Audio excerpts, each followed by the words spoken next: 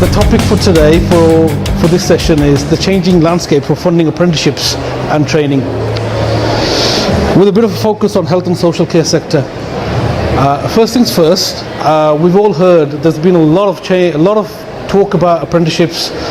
Successive governments, not just this government, but previous governments have been talking about apprenticeships, the opportunities for employers to take on apprentices, and also, as a result of that, they've actually introduced some changes.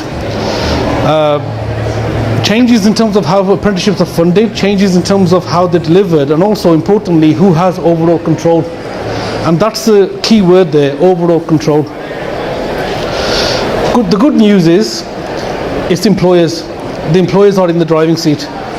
In terms of the changes include apprenticeship levy, new apprenticeship standards, and something called end-point assessments. There's a few others as well, but that's the main thing. In terms of our conversation today, there's a lot there to cover off. I'll be focusing more on the funding side of things. A little bit about myself, Safaraz Ali, SAF. I head Pathway Group. We've been going for about 16 years now. And obviously a lot of things have changed within that period of time. Funding has changed, qualifications have changed. We've come from an era of train to gain funding. We've had successive rounds of ESF funding. We're now into midst of apprenticeship changes. So there's a sort of a transformation period within the 16 years, but that's a topic for another day. In addition to that, I also wear another hat. I run a care business, a domiciliary care business, and that's been going for about 10 years now. And we've been fairly successful. We've got a team of 600 people across the East and West Midlands. That's a little bit about myself. So apprenticeships, when you start talking about apprenticeships to people, they have a certain notion of what it looks like, what apprenticeship is. And to start things off, I'm going to do a little bit of what I call myth busting. The first perception that we have generally is that it's all blue collar workers, blue collar staff. The top 5 apprenticeship sectors are health and social care with 28%, business administration with a significant percentage in terms of 31%, and then we have retail. That's 75% of all apprenticeships that are delivered. There's a few others as well in terms of engineering. We've got engineering, manufacturing, and construction, but majority of the apprenticeships are in those 3 sectors here. There's also a myth that apprenticeships are for young people, the people for which are unqualified. And again, this pie chart demonstrates that majority of apprentices are actually over the age of 24, and most of them are already employed. This is another thing. We're an independent learning provider, independent training provider. Most of the work in terms of the apprenticeship arena is done by training providers, more than 76%.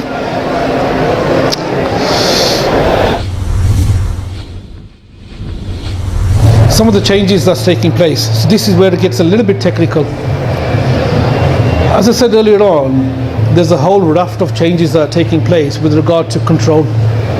And this control is moving from training providers to employers. And this is one of the very few sectors where your client, the client that you have, they're actually not paying for your services generally. And this is what the government wants. They want to move that control over to employers, where employers actually look at it like it's a normal employer-supply relationship.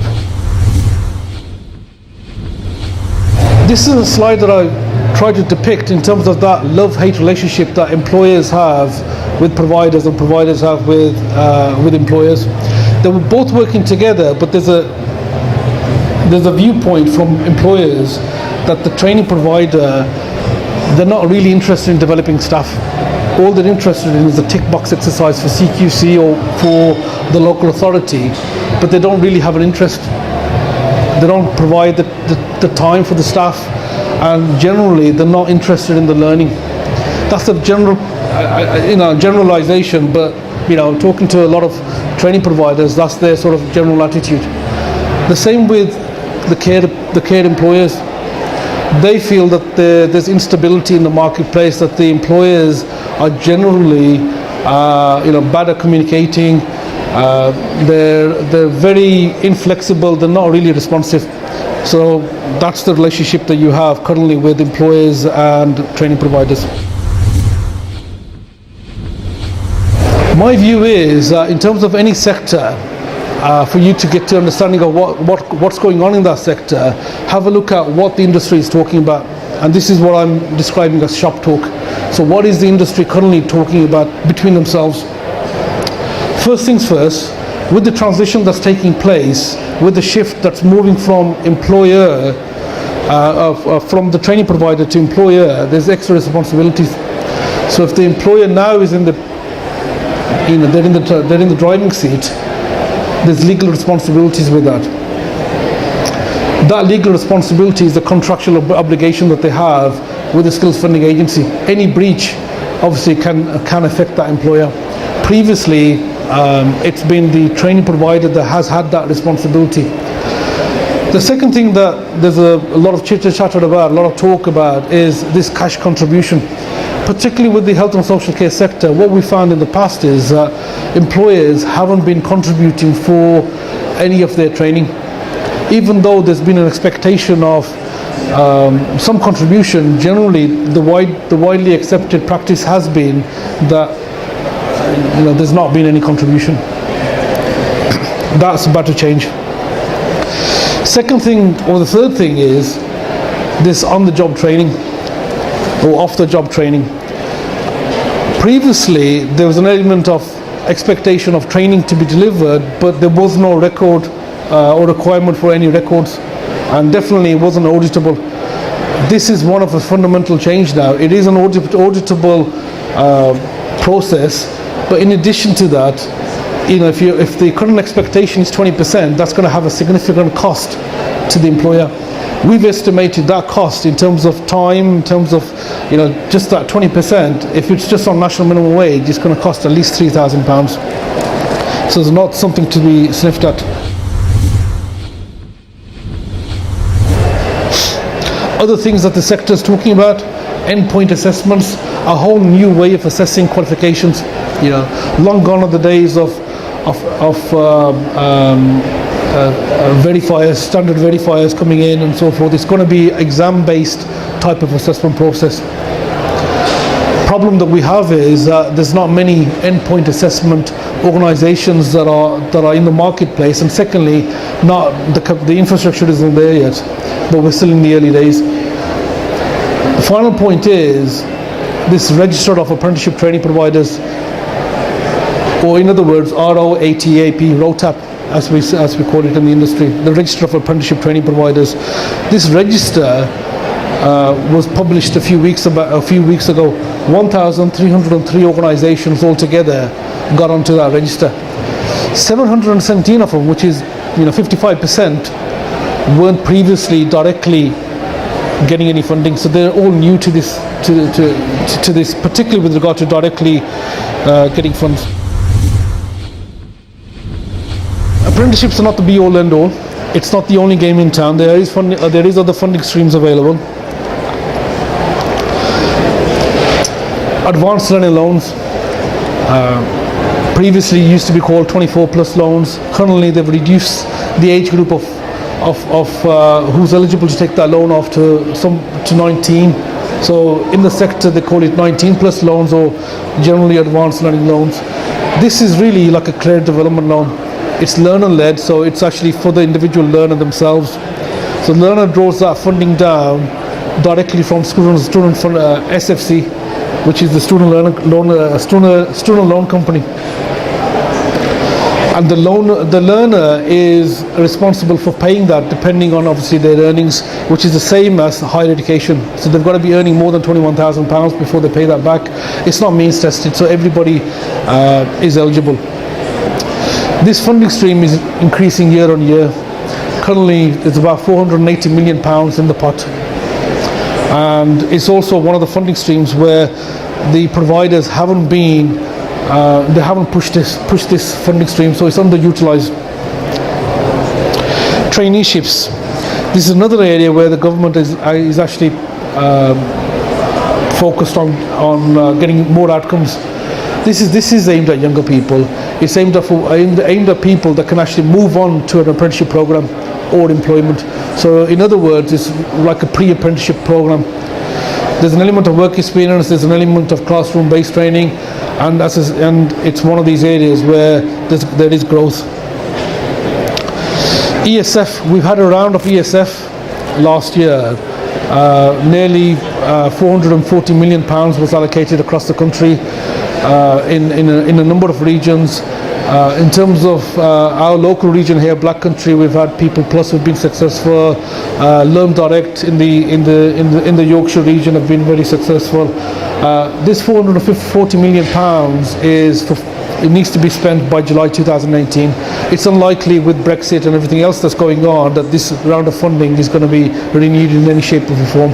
So this is the last round of ESF funding that's there. It's again, if any care providers are out there, it's fairly easy for yourself to go out and find out who has the ESF in your area, have a word with them in terms of what they can support. It is more shorter, sharper programs, and again, there's an element of registered qualifications and also what they call unregulated qualifications as well. So there's a lot of flexibility there, quite a lot of money that needs to be spent by July 2018, and there's an opportunity for care providers to actually access that. WDF, Workforce Development Fund, this is for skills for care. So that's the Sector Skills Council for skills for care. Individual care providers need to access that. And again, there's a process to go through. You're not relying on anybody else. You're effectively reclaiming back money that you've spent. Again, a lot of information is available. The current round at the moment is closed, but it's something that's been going for a few years there. Lastly, just cash. Care providers like other employers, have a budget. In some cases, where they can spend their money themselves, they can focus it, they can target to exactly what their requirements are. One of the areas where there's been a significant amount of growth is e-learning. So just paying for training for yourselves. But let's go back onto apprenticeships. What are the opportunities for employers currently? I mentioned this acronym, ROATAP. ROTAP. There's 3 routes that the government's proposed: as a main provider, as an employer provider, and as a supporting provider.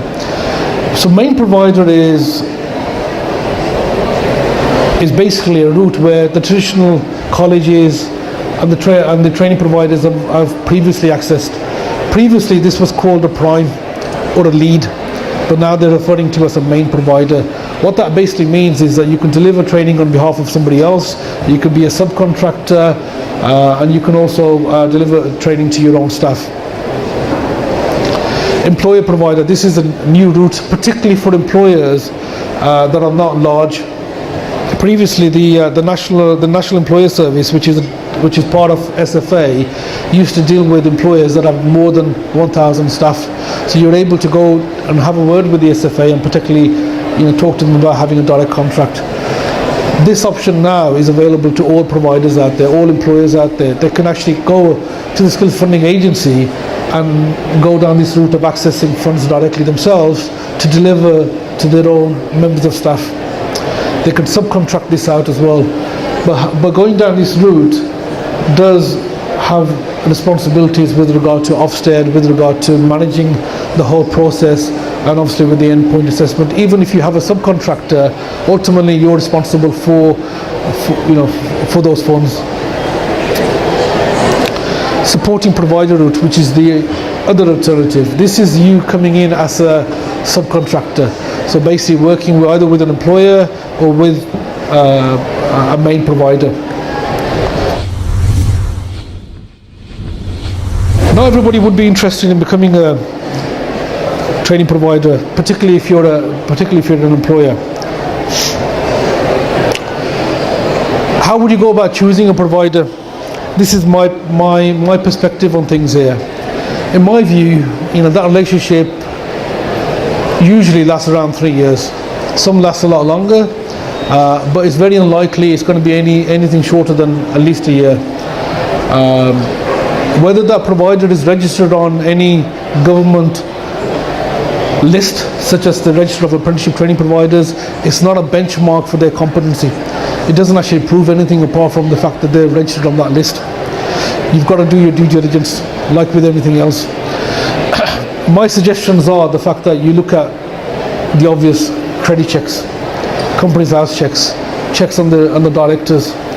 Ask for performance data, ask for proof of that performance data. Ask for success rates, their timeliness rates, actual numbers as well as percentages.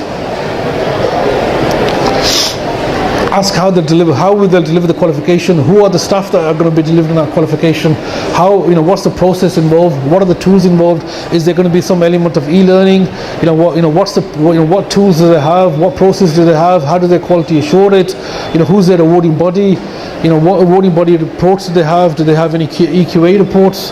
You can ask for all of that legitimately from your provider. Ask for references. But much more importantly, I feel, you can actually go to the government website, which is Learner Voice, Employer Voice, and actually have a look at what learners and employers have previously said. This is government's own website that you can have a look. Probably best form of getting a review. In addition to that, in my own view, is have a look at their LinkedIn profile. Have a look at who the movers and shakers are within that employer. What their team looks like. Again, my view, even though there's been, that relationship has been terminated with the employers and with training providers, I believe that training providers do add value. Training providers actually, they are experts at what they do. This is what they do day in, day out. They have access to systems, they have access to processes, they also have the infrastructure that they've invested in terms of IT systems and so forth. So my personal opinion is training providers do have a role. Even if you're as an employer that are considering going down the employer route, it's always worth having a conversation with employers, with training providers, and see whether they can be part of your supply chain in any way. This is a quotation from an employer. I'll read this out. The amount of calls and emails I get is crazy. I just don't get the desperation, and it's always about free training. I'm all about training and developing my staff, but this level of frantic activity can't be good for anybody. Unfortunately, that's not an individual viewpoint. That's a few people have said that. Maybe not as eloquently as this individual. This is a care provider that's got 60 employees, and for the last few years, any provider that's in the care sector, because of the amount of staff that they have, will be approached by a number of training providers out there to offer that service, and it does frustrate certain people. It does frustrate businesses and frustrates employers as well. But that's a viewpoint. This is another viewpoint as well from another employer. This business has more than 320 employees. This person says, we've been working with a number of colleges and training providers for more than 10 years now, and these range from fairly new providers to colleges with good to outstanding officer grades.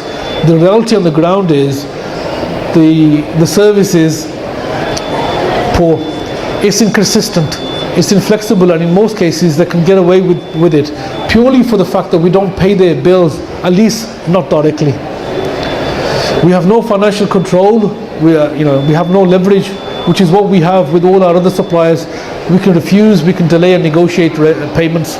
Frankly, we're looking to becoming an employer provider ourselves and managing the training providers through us. Let's wait and see. So this is a provider that's got 320 employees. In this particular this person's in the facility management sector, so it's a cleaning business. So this is what their viewpoint is, and again, I'm sure it's not on their own. So a few final thoughts there. The landscape for funding is changing, and it's changing at a fundamental level. This does bring uncertainty, like with any change, but there's a lot of opportunity. Employees are definitely in the driving seat. They've got a lot of choices, they've got a lot of control.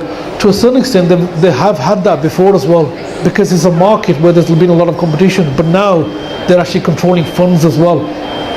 They're in a better bargaining position, they're in a position where they can actually procure a lot better. But it's also about asking the right questions, having the knowledge yourself to manage that own delivery. I am open to any questions. Again, thank you for your patience.